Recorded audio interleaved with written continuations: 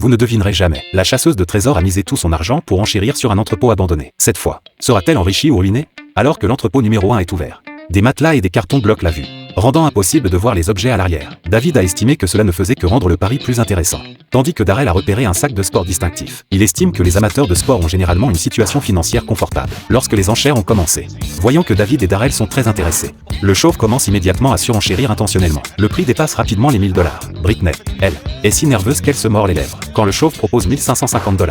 David ajoute $50 au dernier moment. Le chauve abandonne alors rapidement, bien qu'il ait obtenu le droit d'achat. David est mécontent. Passant à l'entrepôt numéro 2. Barry s'intéresse au canapé des années 80, tandis que Britney est intriguée par la boîte à outils. Les enchères commencent, de peur de représailles de la part de David. Le chauve abandonne dès que le prix atteint $450. Mais Barry décide alors de participer. Après plusieurs tours d'enchères entre Barry et David, Barry remporte finalement le droit d'achat pour $700. Arrivé à l'entrepôt numéro 3, les chasseurs de trésors exultent dès l'ouverture de la porte, révélant 3 motos tout-terrain à l'intérieur. Une guerre d'enchères féroce s'annonçait. Lors de la phase d'enchères, Barry fait mine de proposer le prix de départ de $1500. Mais Britney surenchérit directement à $4000. Le chauve ne peut même pas retenir la folie de sa femme, poussé par les offres des chasseurs de trésors. Le prix dépasse rapidement $6000.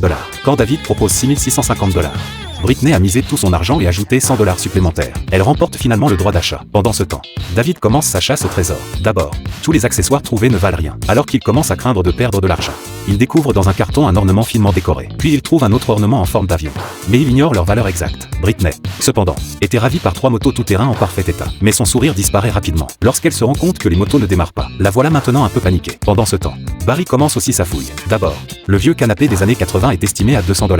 Ensuite, il trouve un appareil de beauté faciale vintage, qui pourrait valoir un certain prix. David, lui, apporte ses ornements pour une expertise. L'expert indique qu'ils ont été fabriqués dans les années 1920, et qu'il est rare de les trouver en si bon état. Finalement, l'ornement décoratif de David est vendu $2800, soit un bénéfice de $1200 après déduction des coûts. Le couple chauve fait estimer les motos tout-terrain. Après inspection, l'expert affirme que les motos sont en excellent état. Les 2 modèles standard Alone valent jusqu'à $7800. Tandis que la version blanche est une édition limitée, d'une valeur de $4200. Quant au problème de démarrage, il était simplement dû à une batterie à plat. Finalement, les motos du couple chauve sont vendues $12000, soit un bénéfice de $5350 après déduction des coûts. Il faut dire que Britney s'avère bien plus fiable que le chauve. Pendant ce temps, Barry a apporté un appareil de beauté pour le visage à faire évaluer.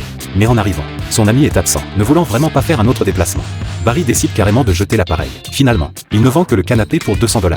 Soit une perte de $500 après déduction des coûts. Il semble que Britney soit la championne de la chasse au trésor de cet épisode.